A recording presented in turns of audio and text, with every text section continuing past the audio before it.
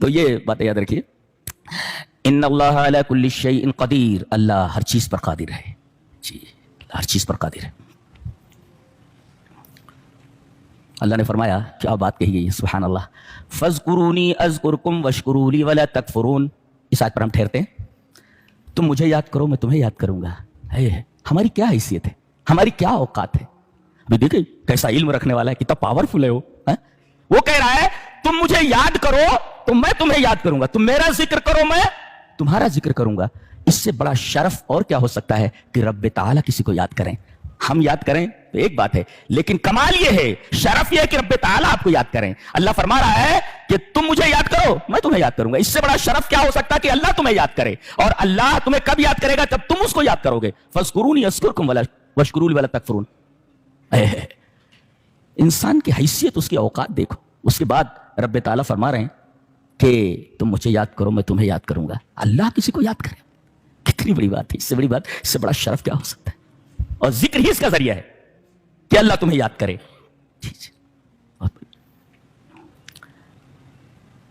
ابن جبیر نے کہا ہے کہ اس قول کا مطلب یہ ہے کہ اللہ یہ فرما رہا ہے اذکرونی فی النعمت والرخاء اذکرکم فی الشدۃ والبلاء. کیا بات کہی ہے سعید ابن جبیر نے. وہ کہتے ہیں کہ اس آیت کا مطلب یہ ہے کہ تم مجھے خوشحالی میں اور نعمتوں میں یاد کرو. جب ہم نے تم نے نعمت دے رکھی ہے, خوشحالی دے رکھی ہے, خوشحالی میں ہمیں یاد کرو. نعمتیں تمہارے پاس ہیں تو تم مجھے یاد کرو. تو نعمت اور خوشحالی میں مجھے یاد کرو گے تو میں تمہیں مصیبت اور پریشانی میں یاد کروں گا. اللہ. اور اس کی دلیل کیا ہے, اللہ نے فرمایا کہ فلولا انه كان من المسبحين للبث في بطنه الى يوم يبعثون. اگر یونس جو مچھلی کے پیٹ میں چلے گئے تھے, اگر یہ تسبیح نہ بیان کرتے تو ہم ان کو قیامت تک مچھلی کے پیٹ میں رکھتے. مچھلی بھی زندہ رہتی اور یہ آدمی بھی زندہ رہتا. پاور دیکھو اللہ, مچھلی بھی زندہ رہتی اور یہ آدمی بھی زندہ رہتا. قیامت تک ہم اس کو مچھلی کے پیٹ میں رکھتے تھے. تو یہ اللہ کی تسبیح بیان کرتے تھے خوشحالی میں, تو اللہ تبارک و تعالیٰ نے پریشانی میں ان کو یاد رکھا اور انہیں مچھلی کے پیٹ سے نکالا. فلولا انه كان من المسبحين للبث في بطنه الى يوم يبعثون. اچھا, اور ایک خاص بات اور ہے کہ ذکر کے بعد شکر ہے. ذکر کے بعد شکر ہے. اور شکر کا مطلب سمجھتے ہیں, لئن شکرتم لازیدنکم. اگر تم اللہ کا شکر ادا کرو گے تو تمہاری نعمتوں میں اضافہ ہوگا. تو نعمتوں میں اضافہ چاہتے ہو تو اللہ کا شکر ادا کرو. اور اللہ کا شکر ادا کرنے کا وسیلہ کیا ہے, شکر کب ملے گا, شکر کے گھر میں ہم کیسے داخل ہوں. کہا کہ الذکر بوابۃ الشکر.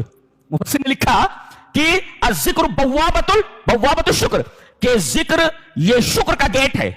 ہاں, یہ ذکر ہے اور یہ شکر ہے. اب یہ ذکر ہے, یہ گیٹ لگا ہوا ہے. اب یہ شکر کے گھر میں داخل ہونا چاہ رہا ہے تو یہ ذکر کے گیٹ سے داخل ہو. یہ ذکر ہے, یہ ذکر کے گیٹ سے داخل ہو. اگر ذکر کر رہا ہے تو اسی گیٹ سے داخل ہو کر کے شکر کے گھر میں آئے گا. فالذکر بوابۃ الشکر. اگر شکر کے گھر میں داخل ہونا ہے تو ذکر کے گیٹ سے داخل ہو. الذکر بوابۃ الشکر, یہ ایک مفسر کا تفسیر.